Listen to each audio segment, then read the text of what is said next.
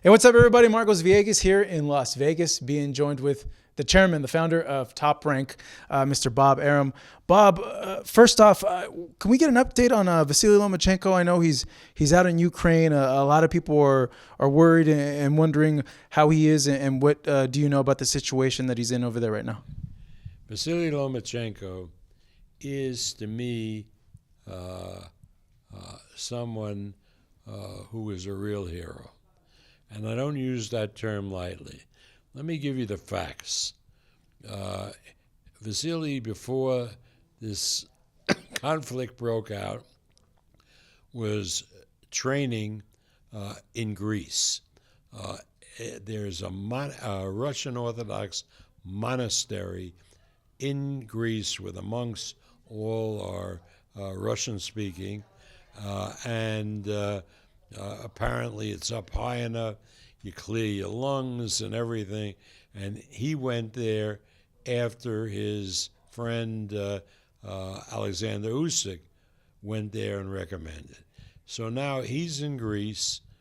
This war breaks out with Putin's aggression, and he is contacted by Aegis, Clemens' manager, and his family is still in the Ukraine.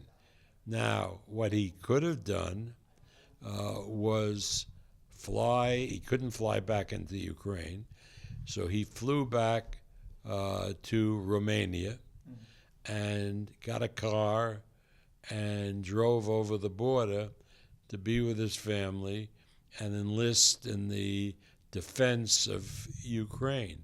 Now, what he could have done, if he thought only of himself, was to fly into Romania and have his family, which would have been perfectly okay, meet him in Romania and take them all back to the United States, where he has a house and he has a green card here. So he didn't do that. Why?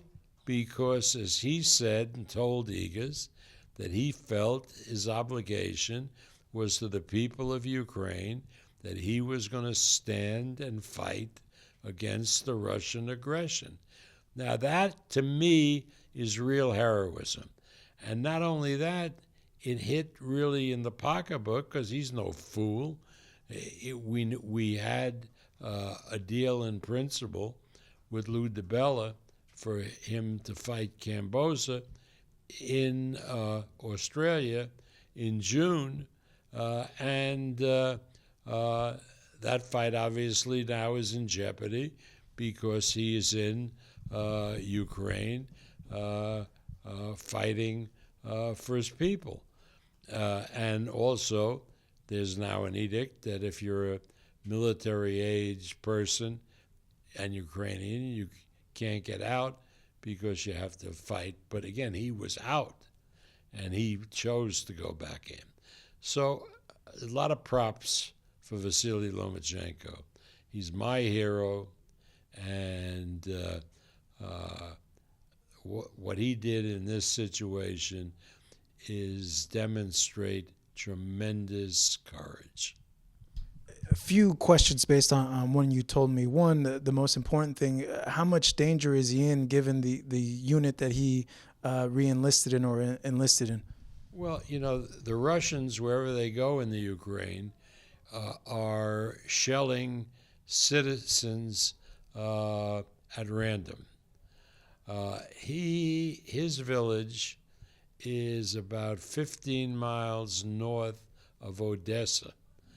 And from the reports, the Russians are contemplating an amphibious landing in Odessa, which is a major port city on the Baltic Sea, in which case he would be in considerable danger. But right now, they haven't gone into Odessa yet. The fighter who is in tremendous danger is Alexander Usyk, because his house is a suburb of Kiev, and that's being shelled as we speak.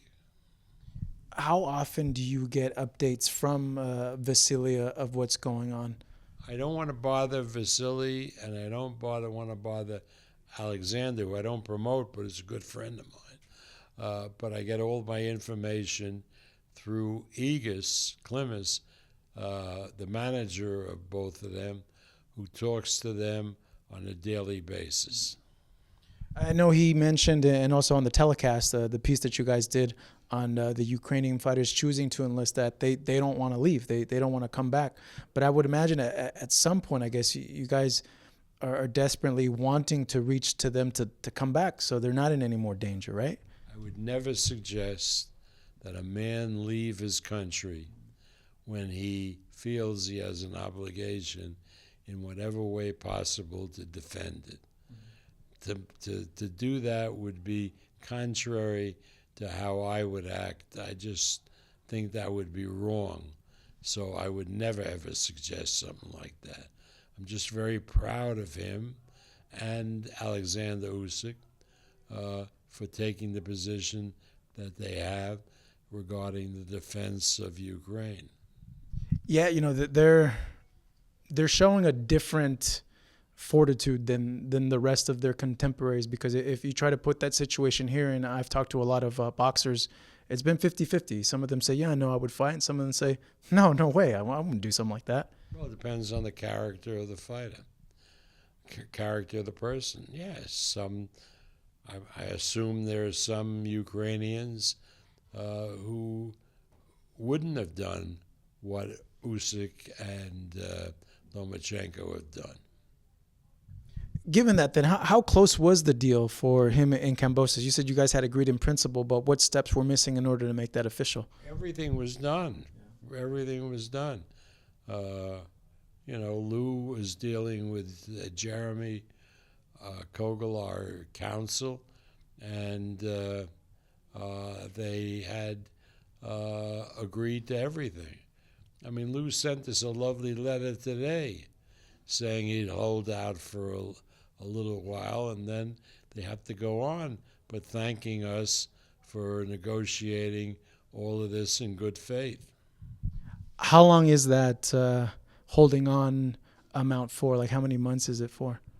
Well, we're going to, if this doesn't get resolved by the end of the week, I mean, Lou has to look out for his fighter. He's been a gentleman in all of this, and there's always tomorrow. So Camboza can get another opponent and hopefully wins, and then can fight Loma later in the year, assuming the conflict has been resolved. Yeah, hopefully it does get resolved quick. I know there's been a lot of pressure from the international community on the whole situation, and a lot of it is trickling down to sports. The Klitschko is calling for like a complete ban of all, Russian athletes participating in any sorts of sports.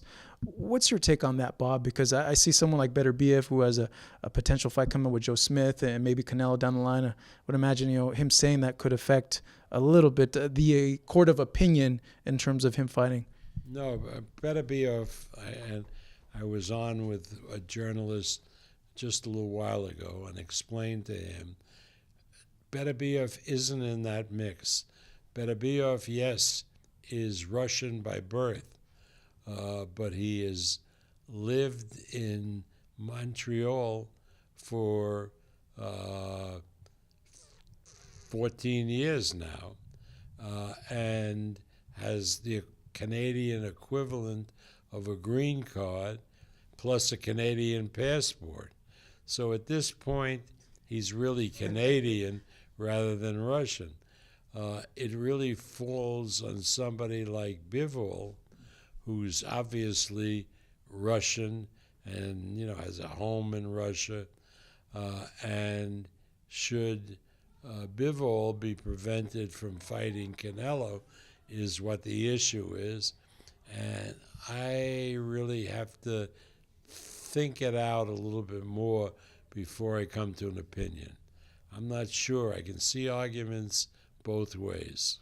Yeah, because one would say, well, what does the athlete got to do with policies of politicians and governments in place? Like they're an athlete, they're just fighting for them, you know. But on the other hand, the Klitschko's brought up a point like, hey, that's part of the pressure of what that they're doing, that it should affect all aspects of life to put pressure on them to stop.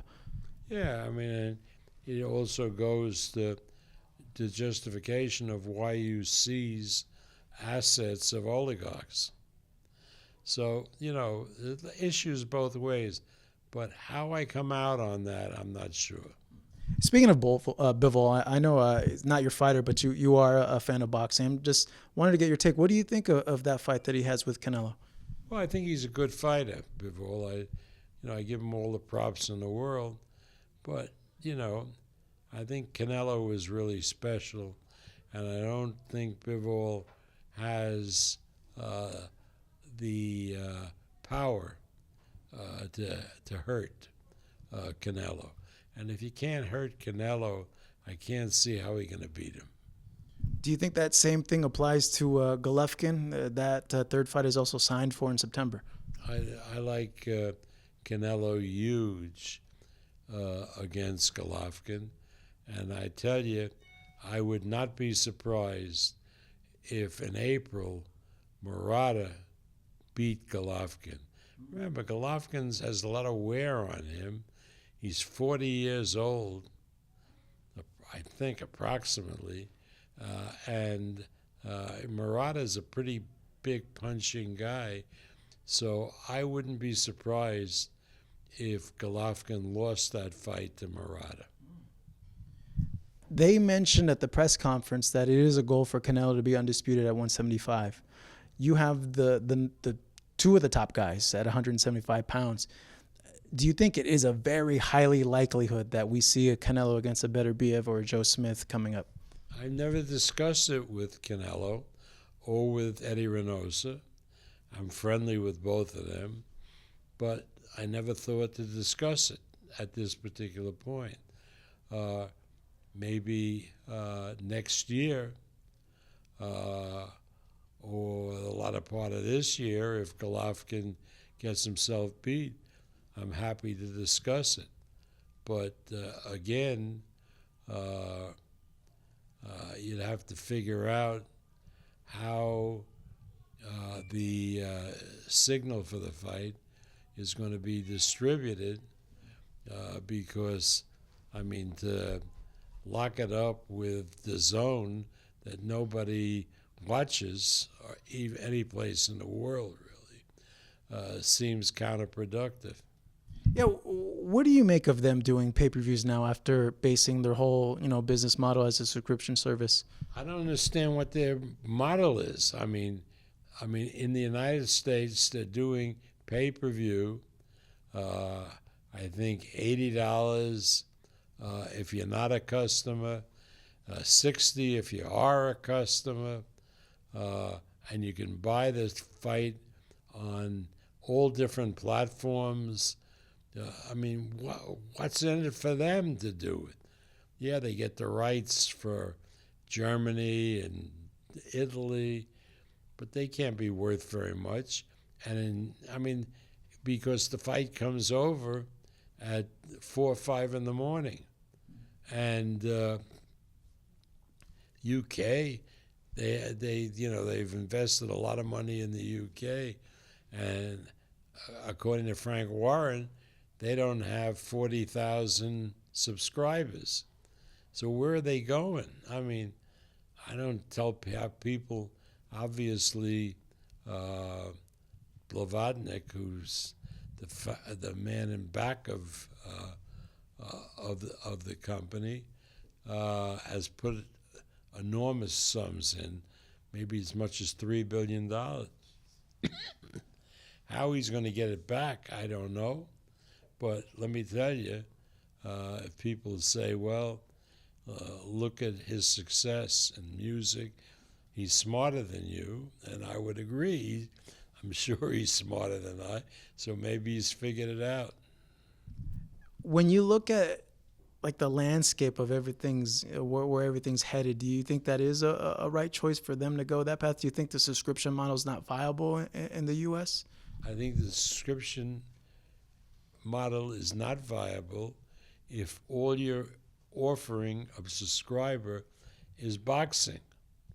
You have to combine it with other sports and other serious things, which ESPN Plus, which now has 22 million subscribers, has done.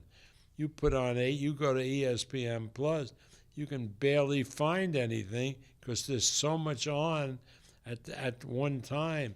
You want to watch a basketball game, there's 20 to choose from. Hockey, there's a numerous number of games. I mean, it just goes on and on and on. So, yeah, you can have a streaming service for sports, but you've got to have content. In other words, if DAZN had boxing, and as well as boxing, say for the UK, had Premier League soccer, hey, that would be pretty good. That would be a reason to get it. Or like in Japan, where they have Premier League soccer and other soccer, plus Major League Baseball, because the television stations in Japan can't accommodate Major League Baseball having Japanese baseball. But you've got to have other content. You can't do it with boxing alone. Your heavyweight champion, Tyson Fury, considered number one heavyweight in the world, has this fight coming up with Dillian Whyte. A lot of reaction over Dillian Whyte not showing up to the press conference and not wanting to be there. What's your take on the reaction and him not showing up? Well, he wanted X and Y and Z, which under the purse bid, which gives him the biggest purse that he's ever gotten, he wasn't entitled to. I think Frank offered to fly him in for Portugal where he's training. That wasn't enough. And Frank said, enough, no. And so he didn't show, and that really hurt us because tickets went on sale the next day, and in 3 hours we sold 85,000 seats. So, I mean, if this was another promotion, and the guy at the other side wasn't Tyson Fury, maybe you'd worry. But Fury can sell anything by himself. How do you see the fight? And do you feel that it can be a competitive fight? Because Fury is seen as the major favorite in this fight. Yeah, it's a major favorite in the fight. I think you'll see something like a Wilder fight. White's a devastating puncher. He's a rugged guy. Fury should knock him down a few times, and might get knocked down once or twice himself. But I think Tyson wins that fight and wins it by stoppage. He mentioned after the press conference that that's going to be his last fight.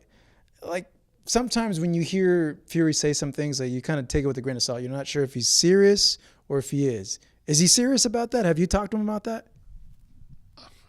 Well, he can say things, and he says them sincerely, and he believes them for the moment, but, he's not signing a contract that it's his last fight. You know what I mean? So I think on second thoughts, when he sees what's out there, like maybe a Joshua fight or an Usyk fight, he might stick around. He's not going to stick around to fight a secondary opponent. If there's another big fight out there for him to fight, he will, in my opinion, without question, take that fight. But again, if there isn't, he's not looking to spend time training and so forth to do a secondary fight, because at this point he has plenty of money. And he wants to enjoy life and his family and his wife, and he has 6 kids. He's mentioned Francis Ngannou, the UFC heavyweight champion. Is there any chance that can happen? Is that actually like a serious thing that you think could happen, them facing each other? I think absolutely we want that to happen. Yeah, why not? That would be a great thing to happen. I think the MMA guy has ACL that's been operated on, so he'll be ready next year, and that fight would do absolute tremendous business. And if he has a contract still with the UFC, which I don't know whether he does or doesn't, to do it in conjunction with Dana White would add to the drama and the momentum of that fight, would do record kind of numbers. Yeah, I was going to ask you about that because he's had he voices his opinion about you, a lot of it not very nice. Based on that, would you be willing to work with him, and what do you make of all that? The truth is, I've never, ever met Dana White. I've never talked to him, never had any interaction with him. He said a lot of bad things about me.